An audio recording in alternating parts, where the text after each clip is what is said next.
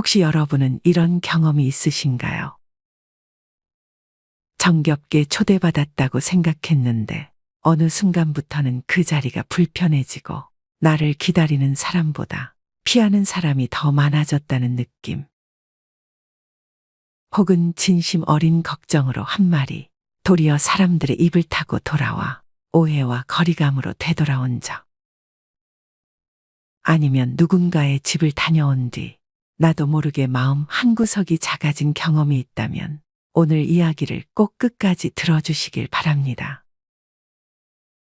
오늘은 왜 나이 들수록 방문을 조심해야 하는가에 대해 이야기하려 합니다. 이는 단순히 사회적 예절을 지키자는 차원의 이야기가 아닙니다. 노년기에 꼭 지켜야 할 존엄과 내면의 평화를 지키기 위한 삶의 태도에 관한 이야기입니다. 때로는 아무 말 없이 물러나는 것이 진심으로 상대를 위하는 길이 될 수 있습니다. 하지만 머리로는 이해해도 막상 내 마음은 쉽지 않지요.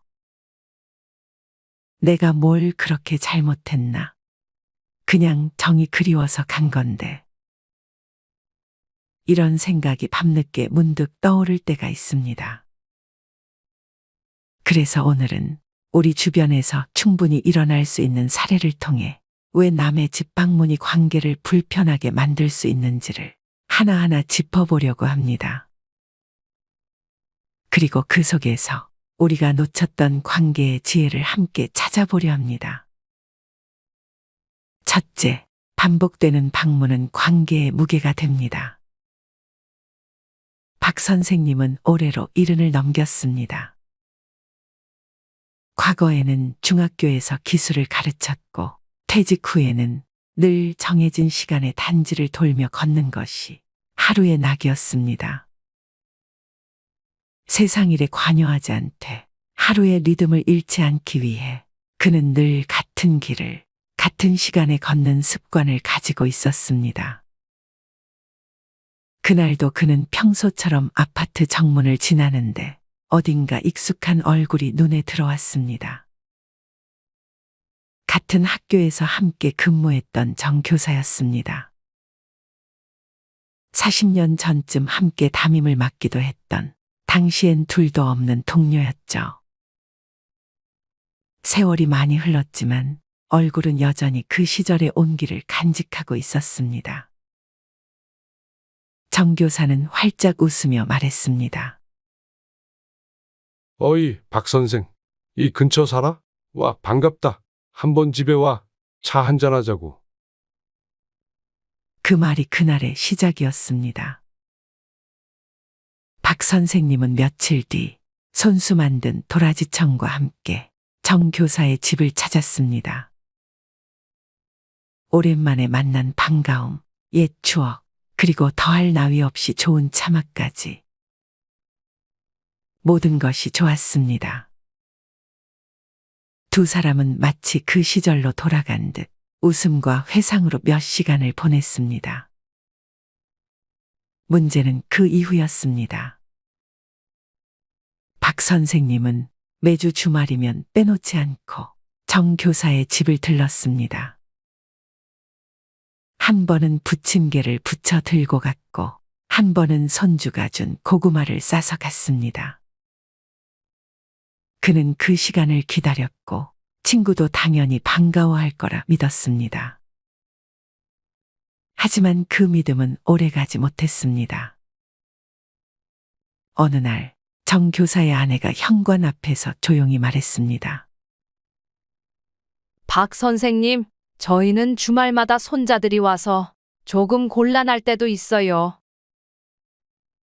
말끝은 흐려졌지만 박 선생님은 단박에 알아차렸습니다. 그의 방문이 반가움이 아닌 부담이 되고 있었던 것입니다. 그제야 깨달은 거죠. 그 초대는 예였지 진심은 아니었구나. 정 교사의 입장에서 처음엔 반가운 얼굴이었겠지만 주말마다 예고 없이 찾아오는 친구의 방문은 가족의 일상 리듬을 무너뜨리는 요소가 되었습니다. 어른들의 대화 소리에 아이가 낮잠을 못 자고 주방과 거실을 내어줘야 하는 아내는 점점 불편함을 느꼈습니다. 그날 이후 그는 아무에게도 방문 약속을 잡지 않았습니다. 그리고 그가 손에 쥐고 있었던 작은 선물 꾸러미를 조용히 자신의 현관 신발장 위에 올려두었습니다. 그가 내린 결론은 단순했지만 깊은 것이었습니다. 아무리 친한 사이여도 방문은 받는 사람의 평화를 먼저 생각해야 한다. 어떤 관계든 그 안에는 보이지 않는 선이 있습니다. 아무리 오래된 친구라도, 아무리 정겨운 이웃이라도 그 사람의 집은 나의 공간이 아닙니다. 방문은 환대의 형식이지만 반복되면 침범이 되기도 합니다. 우리는 그 미묘한 차이를 알아차릴 줄 아는 지혜를 배워야 합니다. 둘째, 방문은 비교를 불러옵니다. 장 씨 부부는 단지 내에서도 꽤 검소한 부부였습니다. 남편은 연금 생활자였고 아내는 여전히 전통시장 근처에서 반찬 가게를 하고 있었죠. 둘은 비록 넉넉하지는 않았지만 늘 손을 잡고 함께 걸어 다니는 사이좋은 부부로 알려져 있었습니다. 이웃의 박 여사 부부는 반대로 부유했습니다. 집에는 매주 정원사가 다녀가고 손님이 오면 언제나 좋은 와인을 꺼냈습니다. 대문을 열면 풍성한 꽃밭과 마당의 분수가 보였고 그곳에서 나는 음악은 고급스러움 그 자체였습니다. 초반엔 자주 왕래했습니다. 하지만 갈수록 장 씨 부인의 표정은 어두워졌습니다. 어느 날 집에 돌아온 아내는 이렇게 말했습니다. 자기야, 우리 그 집에 너무 자주 가지 말자. 이상하게 기분이 처져. 박 여사의 말투는 자랑이 아니라 사실이었을 겁니다. 이거 우리 며느리가 파리에서 보내줬어. 그거 일본 출장 다녀오면서 사온 거야. 하지만 듣는 이에게 그 말은 너와 나의 차이로 들렸습니다. 이런 말들이 장 씨 부부의 가슴에 작은 흠집을 내기 시작했습니다. 그들은 이제 거의 왕래를 하지 않습니다. 가난은 창피한 게 아닌데 이상하게 비교를 하게 돼. 그리고 그 비교는 마음을 다치게 해. 장 씨는 그렇게 말했습니다. 평등한 관계라 여겼던 사이도 자주 방문하고 자주 대화하면서 미묘한 틈이 생깁니다. 그것이 질투가 아닌 상실감일지라도 마음의 거리에는 분명한 선이 생깁니다. 셋째, 방문이 잦아질수록 말도 많아지고 말은 갈등의 씨앗이 됩니다. 윤 여사는 72세입니다. 성격이 활달하고 손재주가 좋아 같은 단지 여성들 사이에서 인기가 많았습니다. 광장에 나가면 사람들 사이에서 중심이 되었고 누구보다도 먼저 음식을 나누는 따뜻한 사람이었습니다. 특히 평소 자주 이웃집을 오가며 함께 밥을 먹고 차를 나누는 일이 그녀에겐 큰 기쁨이었습니다. 하지만 문제가 생긴 것도 그 잦은 방문에서 시작되었습니다. 윤 여사는 사람들과 모이면 집에서 있었던 일을 자연스럽게 이야기하곤 했습니다. 어느 날도 그렇듯 가까운 이웃 아주머니 댁에 모여 이야기를 나누던 중 가볍게 이렇게 말했습니다. 요즘 며느리가 집안일을 잘 못해서 손이 많이 가네. 뭐 성격은 괜찮은데 외동이라 그런가 봐. 그저 한숨 섞인 하소연이었습니다. 하지만 며칠 뒤 며느리의 태도가 싸늘해졌습니다. 어머니, 제가 시집 잘못 왔다는 말까지 하셨다면서요. 다 들었습니다. 윤 여사는 말을 잃었습니다. 자신이 하지 않은 말조차 누군가의 입을 거치며 새로운 색을 입고 돌아온 것이었습니다. 자주 방문하면서 나눴던 소소한 대화, 가볍게 흘린 말이 또 다른 방문지에서 또 다른 입에서 전해지며 뜻하지 않은 갈등으로 이어진 것이죠. 그제야 그녀는 깨달았습니다. 자주 어울린다는 건 그만큼 내 이야기도 더 많이 나간다는 뜻이구나. 그녀는 그 뒤로 광장에도 다른 집에도 나가지 않았습니다. 드라마를 혼자 보며 점심을 챙겨 먹는 쪽이 훨씬 편했습니다. 외로워 보일 수도 있겠지만 그 외로움이 오해보다 낫더라고요. 마른 바람을 타고 흉기가 되기도 합니다. 특히 집에서 있었던 이야기, 가족 이야기, 사적인 갈등은 결코 방문지에서 쉽게 흘려보낼 소재가 아닙니다. 그런데 방문이 잦아지면 자연스럽게 말도 많아지고 관계의 경계는 흐려지며 결국 집안 이야기가 밖으로 나가게 됩니다. 결국 잦은 방문은 말의 양을 늘리고 말은 곧 갈등의 씨앗이 됩니다. 그럴수록 침묵은 지혜가 되고 거리는 예의가 됩니다. 혹시 여러분도 비슷한 경험이 있으신가요? 방문을 자주 했다가 관계가 어색해졌던 적, 말 한마디가 뜻밖의 갈등으로 번졌던 순간, 비교로 인해 자신을 더 초라하게 느꼈던 기억. 그런 일이 있었다면 그 감정을 외면하지 마시고 오늘 저와 함께 다시 되짚어 보시길 바랍니다. 오늘 이야기가 마음에 닿았다면 여러분의 경험도 댓글로 나눠주세요. 그런 적 있어요. 혹은 저도 조심하게 되네요라는 한 줄로도 좋습니다. 그렇게 나누는 공감이 또 다른 이에게는 큰 위로가 될 수 있습니다. 박 여사님은 올해 60을 넘겼습니다. 평생 절약하며 살아왔고 남편과 함께 작은 가게도 운영하면서 자식 둘을 키웠습니다. 그런데 지난해 큰아들이 결혼을 하면서 집을 정리하고 새 아파트로 이사하게 되었어요. 오래된 빌라에서 벽에 곰팡이가 피고 겨울마다 창문이 덜컹거리던 집에서 벗어나 환기가 잘 되고 햇살이 환하게 들어오는 아파트로 옮겼을 때 박 여사님은 눈물이 났습니다. 이제야 좀 사람답게 사는 것 같다. 그렇게 평생 쌓아온 노고가 조금 보상받는 순간이었죠. 이사한 지 한 달쯤 지나자 박 여사님은 친구들을 집으로 초대했습니다. 같이 김장을 담갔던 이웃들, 교회에서 함께 예배를 보던 권사님들, 아이들 학창 시절을 함께 울고 웃었던 동네 언니들까지. 이제는 좀 편하게 사는 모습 보여드리고 싶다. 그 마음으로 음식을 잔뜩 준비했죠.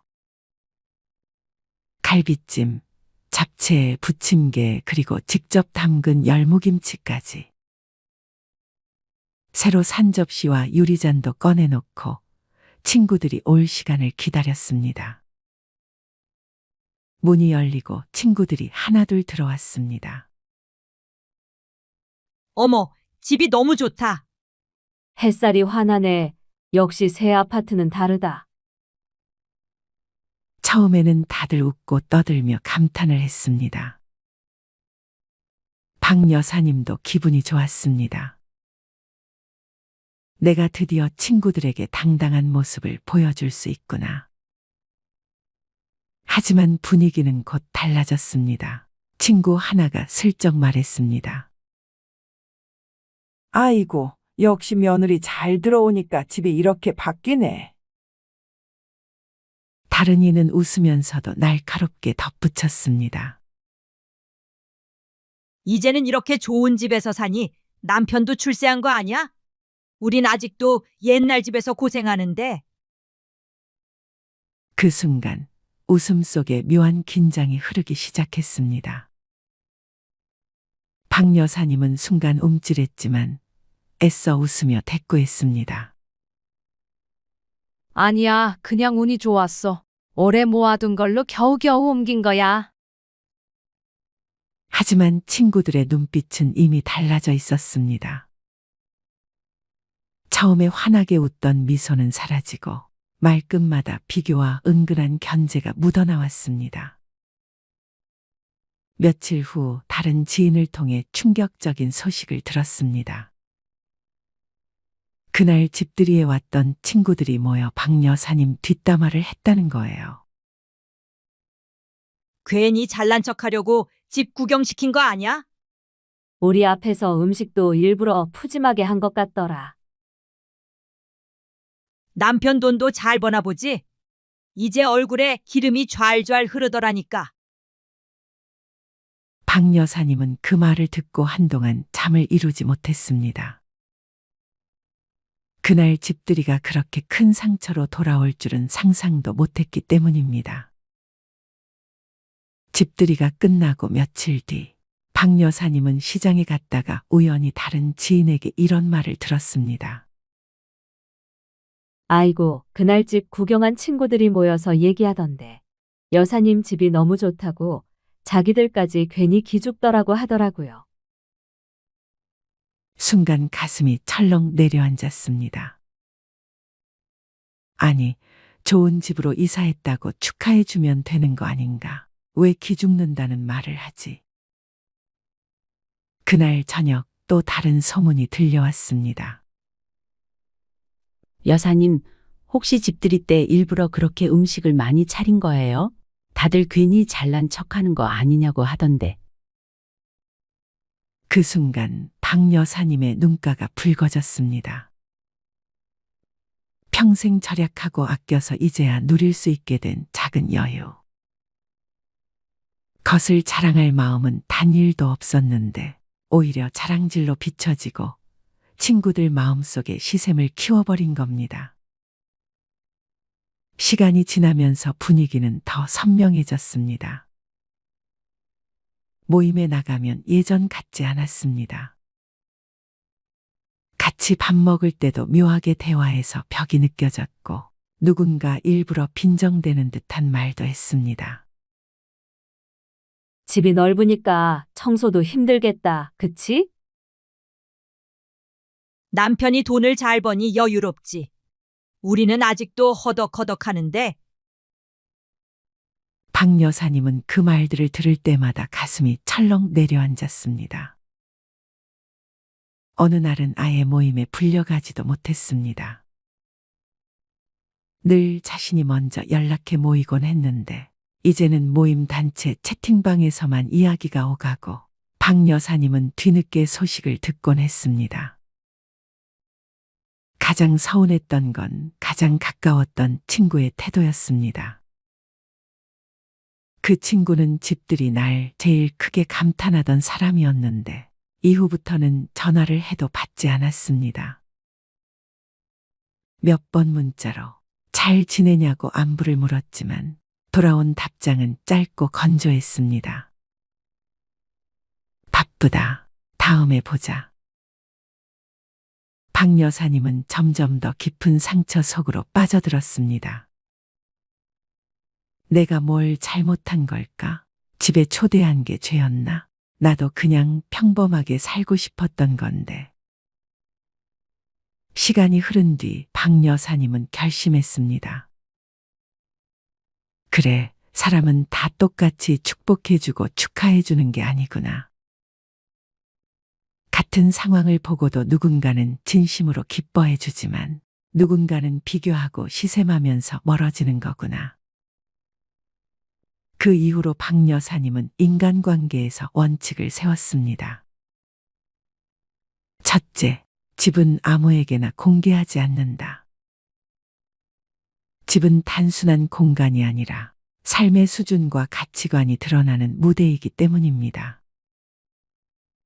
둘째, 가까운 사이라도 모든 걸 다 보여주지 않는다.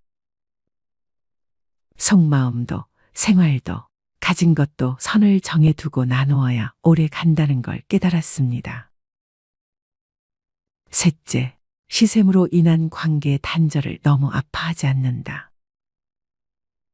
그것은 내 잘못이 아니라 상대방의 마음이 만들어낸 문제라는 것을 알게 되었기 때문입니다. 박 여사님은 이렇게 말했습니다. 내가 배운 건 단순했어. 가까운 사이라고 해서 다 보여줄 필요는 없다는 거야. 오히려 조금은 감추고 조금은 거리를 둬야 오래 간다. 사람은 누구나 시샘이라는 감정을 갖고 있으니까 그걸 인정하는 순간 마음이 훨씬 가벼워지더라. 여행도 비슷합니다. 사람들은 친하면 당연히 여행도 같이 가야 한다고 생각하지만 사실 여행만큼 서로의 밑바닥이 드러나는 일도 없습니다. 돈, 체력, 취향, 생활 리듬까지 모든 게 맞아야 하는데 이게 조금이라도 어긋나면 즐겁기는커녕 불편한 기억만 남습니다. 실제로 어떤 사람은 하루에 두세 군데 정도만 여유 있게 다니며 쉬는 여행을 좋아하는데 어떤 사람은 여기까지 왔으니 유명한 곳은 다 들러야 한다는 식으로 움직입니다. 이런 둘이 같이 다니면 갈등이 생길 수밖에 없죠. 그렇기 때문에 친하다고 무조건 여행을 같이 가야 한다는 생각은 버리는 게 좋습니다. 일상에서 종종 타인들과 관계를 맺는 데 지나치게 집착하면 내면 속 스스로와의 연결고리를 끊어버리곤 합니다. 많은 사람들이 혼자 있는 것을 피해야 하는 상황으로 생각하지만 사실 혼자 있는 시간은 내면의 평화를 찾는 소중한 시간입니다. 나이를 들면서 가장 크게 느끼는 건 혼자인 생활을 즐겨야 한다는 것입니다. 어른이 된다는 것은 곧 혼자가 된다는 것이다. 이 말은 나이 들수록 외로움을 느낀다는 원초적인 뜻만을 얘기하는 것은 아닙니다. 나이가 들어갈수록 오로지 자신만의 힘으로 참된 자아를 만들어야 하며 자기 삶의 주인으로서 스스로 책임져야 한다는 뜻 역시 포함하고 있기 때문입니다. 이번 영상을 통해 혼자만의 시간이 우리를 외톨이로 만드는 것이 아닌 인생 후반전에 또 다른 기회를 만들어 준다는 것을 알려드리고 싶습니다.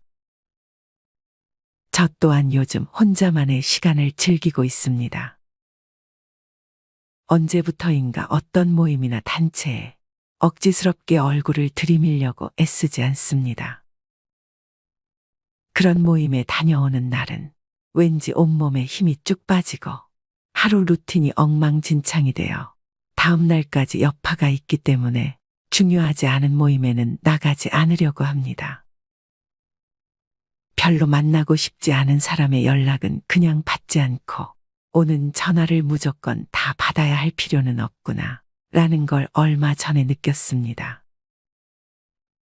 오랜만에 걸려오는 전화도 대부분은 보험을 들어달라고 부탁하거나 화장품, 영양제를 사달라고 부탁하는 결론으로 끝나는 것이 많이 씁쓸했습니다. 인생은 짧고 나의 시간은 소중하니까 헛된 인간관계들의 소중한 나의 시간과 에너지를 낭비하고 싶지가 않아졌습니다. 흔히들 사람들을 많이 만나면 대인관계 능력이 있다고 말하고 혼자만 있는 사람들을 보면 사람을 잘못 사귀고 사교성이 없고 대인관계 능력이 없다고 합니다. 하지만 반대로 생각해보면 혼자만 있는 사람은 혼자 있을 수 있는 능력이 있는 것입니다. 매일매일 사람들을 만나고 친구가 있어야 하고 누구를 꼭 만나야 하는 사람들은 혼자 있을 수 있는 능력이 없는 것과 같습니다. 많은 사람들은 외로움과 고독을 혼동하곤 합니다. 어느 학자는 외로움은 혼자 있는 고통을 표현하기 위한 말이고 고독은 혼자 있는 즐거움을 표현하기 위한 말이다 라고 했습니다. 고독은 고통이 아닌 우리가 삶을 사는 데 있어 꼭 필요한 능력입니다. 고독은 상처를 치유하고 상실을 극복하며 개개인을 창조적인 삶으로 이끄는 힘을 지니고 있기 때문입니다.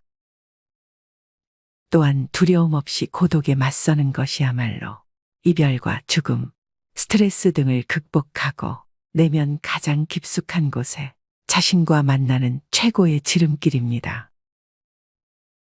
즉, 외로움은 다른 사람과 단절된 상태로 스트레스를 유발하지만 고독은 스스로 선택한 것이기에 삶에 활력을 줍니다. 그러니 고독을 전혀 겁낼 필요는 없습니다. 나이 들수록 혼자 있는 시간을 충분히 즐길 줄 아느냐 모르느냐의 문제가 삶의 질을 결정하는 요소가 됩니다. 나이 들수록 혼자가 되어야 하는 이유를 알려드리겠습니다. 첫 번째, 인간의 불행은 고독할 줄 모르는 데서 온다. 대부분의 사람들은 혼자가 되는 것을 두려워합니다. 외로울까봐 혹은 외롭지 않기 위해서 필요하지 않고 감사하지 않은 인연을 애써 붙들고 있다라는 생각이 든 적 있으신가요? 자신의 외로움과 두려움을 채우기 위해 주변 사람에게 집착하고 의존하게 되죠. 만나서 즐겁지 않고 위로받거나 건설적인 대화를 이어나가지 못하는 대상으로부터는 과감하게 혼자 떨어져 나오셔도 됩니다. 물론 혼자서 살기 위해 절대적으로 모든 것을 혼자서 해결해야 하는 것은 아닙니다. 도움을 필요할 때에는 적절히 도움을 청하고 지지를 받는 것은 중요하겠죠. 하지만 자기 자신과 면밀히 대화하고 자아를 발견하는 시간을 갖는 것은 평온하고 풍요로운 삶을 살아가는 데 도움이 될 수 있습니다. 고독을 진정으로 즐기는 시간을 본인 스스로에게 주어보세요. 외로움을 피하려고 하지 않고 외로움을 선택할 줄 아는 사람은 인간관계에 여유로움이 있고 초연해집니다. 혼자 있는 능력은 세상과 단절을 의미하는 것이 아닙니다. 그저 혼자만의 시간을 스스로 다룰 줄 아는 능력이 있는 것이지요. 결국 혼자가 되는 방법을 모르는 사람, 타인에게 지나치게 의존하는 사람 곁에는 아무도 남지 않게 됩니다. 아플 때 혹은 내가 죽을 때가 두려워 주위에 관심을 강요하고 기대게 되신다면 혼자서도 시간을 잘 보낼 수 있도록 독서나 운동과 같은 취미 활동이나 자기 효능을 높이기 위한 봉사 활동을 하고 또 자기 스스로를 위해 밥상을 차릴 줄 아는 능력을 길러보시는 것을 추천해 드립니다. 외로움을 피하려다가 더 외롭고 괴로워집니다. 혼자가 되는 것이 나쁜 것만은 아닙니다. 자신을 위해 할 수 있는 일들이 너무나 많기 때문입니다. 자신의 두려움을 타인에게 의존해 해결하지 말고 스스로 두려움을 극복해 삶을 발전시키고 행복해져야 합니다. 두 번째, 좋은 인간관계를 유지할 수 있다. 역설적이게도 좋은 인간관계를 유지하기 위해 혼자만의 시간을 잘 보내는 것이 중요합니다. 혼자가 되기를 두려워하고 피하려고만 하는 사람은 남들의 기준에 끌려다니거나 지나친 집착으로 자신과 타인을 힘들게 합니다. 하지만 혼자 되기를 받아들이고 고독을 즐길 줄 아는 사람은 자신의 삶을 발전시키며 살아가게 됩니다. 외로움과 고독은 비슷한 단어처럼 보이지만 사실은 큰 차이가 있습니다.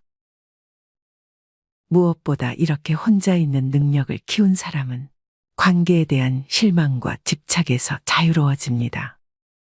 나에게 부정적인 영향을 주는 사람에게 의존할 필요도 없어집니다. 그래서 굳이 노력하지 않아도 좋은 관계만 남게 되고 좋은 사람들과 존중하며 살아갈 수 있게 됩니다. 나이가 들면서 인간관계가 줄어든다고 걱정할 필요 없습니다. 나도 모르는 사이에 좋은 사람만 곁에 남고 있다는 증거이기 때문이죠. 세 번째, 삶의 질을 높일 수 있습니다. 우리가 사는 세상에는 소음이 너무 많습니다. TV, 유튜브, 게임, 말소리, 메신저 등 하루 종일 너무 시끄러운 환경에 노출되어 있습니다. 이렇게 무방비하게 노출된 소음은 내가 스스로 생각하는 걸 멈추게 합니다. 생각하는 걸 멈추고 스스로를 들여다보지 못하면 스스로 아무것도 하지 못하고 내면에 자리 잡은 나의 두려움과 마주하지 못하게 됩니다. 있는 그대로의 나를 수용하지 못하게 되는 거죠. 반면 혼자만의 시간을 보내고 내면의 힘을 키운 사람은 나의 내면에서 말하는 것이 진짜 나임을 알 것입니다. 그래서 혼자 있어도 고통스럽지 않고 편안하고 즐길 수 있게 됩니다. 누군가 자신을 챙겨주기 바라는 대신 자신이 배우고 싶은 것을 배우고 새로운 것에 도전하며 삶의 활력을 찾습니다. 이처럼 혼자 있는 능력, 내면의 힘을 가꾸는 것은 자신의 힘을 키우고 삶의 질을 높이는 길입니다. 우리는 더불어 함께 살아야 행복한 존재들입니다. 공동체 속에서 함께 생활하고 서로 돕고 서로 의지하고 살아야 합니다. 그런 속에서 삶의 균형을 이룰 수 있게 혼자만의 시간도 필요합니다. 나이 들수록 우리 내면을 들여다볼 수 있는 혼자만의 시간이 필요합니다. 이렇듯 나만의 시간을 갖다 보면 평소에 느껴보지 못한 변화를 경험하게 됩니다. 돈으로 살 수 있는 행복을 위해 일을 한다면 혼자만의 시간은 돈으로 살 수 없는 행복을 가져다 줍니다. 그렇다면 혼자서도 잘 지내는 사람들의 특징은 첫 번째, 새로운 경험을 두려워하지 않는다. 혼자서도 잘 지내는 사람들은 안정감은 자기 안에 있는 것이라는 점을 잘 알고 있습니다. 이들은 새로운 것을 탐험하기 위해 자신의 영역을 벗어나는 것을 두려워하지 않습니다. 이러한 태도는 이들의 삶을 놀라운 방식으로 풍요롭게 만들어줍니다. 새로움을 통해서 성장하고 자기 자신에 대해 기분이 더 좋아지고 스스로를 더 잘 알게 해줍니다. 이런 사람들은 자신의 삶에 대한 책임을 지기 때문에 책임감이 더 강합니다. 두 번째, 타인의 시선을 신경 쓰지 않는다. 그들은 다른 사람들에게 멋지게 보이려 하거나 타인의 시선을 의식하는 대신 스스로에게 집중합니다. 그들은 자신이 원하는 대로 살기 위해 노력하며 타인의 시선을 고려하지 않습니다. 이는 때로는 건방진 것처럼 비춰질 수 있지만 그들은 자신의 삶을 주도하며 스스로를 만족시키기 위해 노력합니다. 이런 사람들은 자신을 위한 선택을 하는 경우가 많기 때문입니다. 그들은 자신이 필요한 것을 찾고 타인의 기대나 평가에 따라 행동하지 않습니다.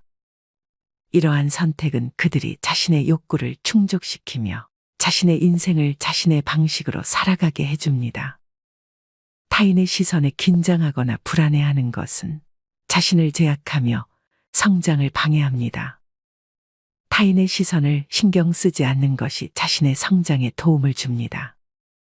이들은 새로운 경험을 쌓으며 자신을 발전시키는 것을 우선시합니다. 세 번째, 자기 자신을 잘 안다. 마지막으로 혼자 잘 지내는 사람들은 종종 자신을 진정으로 합니다. 이 특성은 그들을 극도로 반성하게 만들고 자신의 행동과 그로 인해 발생할 수 있는 결과에 대해 명확하게 인식합니다. 또한 종속성이 적을수록 더 독단적인 경향이 있습니다. 이에 더해 그들은 생산적이고 자기 요구적인 경향이 있습니다. 그들은 자신의 자신감을 유리하게 관리하여 도전에 직면하고 새로운 학습이나 프로젝트를 수행하는 사실에서 큰 동기부여의 원천을 찾을 수 있습니다. 이것은 그들이 어려움에 직면했을 때 효과적인 대처 전략을 가질 수 있도록 합니다. 자신의 감정과 불안을 알고 자신의 능력을 객관적으로 평가할 수 있기 때문입니다. 오늘은 이렇게 혼자서도 잘 사는 사람의 특징과 이유에 대해 알려드렸습니다. 혼자서도 잘 지내는 것은 행복하고 성공적인 삶을 살기 위한 필수 요소입니다. 자신과의 소중한 시간을 가지며 자기를 위로하고 행복하게 지낼 줄 알게 된다면 반절은 성공입니다. 그리고 자신만의 관심사와 취미를 갖고 여가 시간을 즐기는 것. 주변 사람들과 소통하면서 즐거운 순간을 공유하되 혼자만의 공간을 존중해 주시는 것. 건강을 유지하고 꾸준히 운동하며 건강한 식습관을 유지하시는 것이 세부적인 방법이라고 말씀드릴 수 있습니다. 가끔은 새로운 도전을 시도하고 자기 개발에 투자해 보세요. 자연과 교감하며 힐링하는 시간을 갖고 자기 자신에 대한 사랑과 이해를 기억한다면 평온하고 풍요로운 노후를 즐기실 수 있을 겁니다.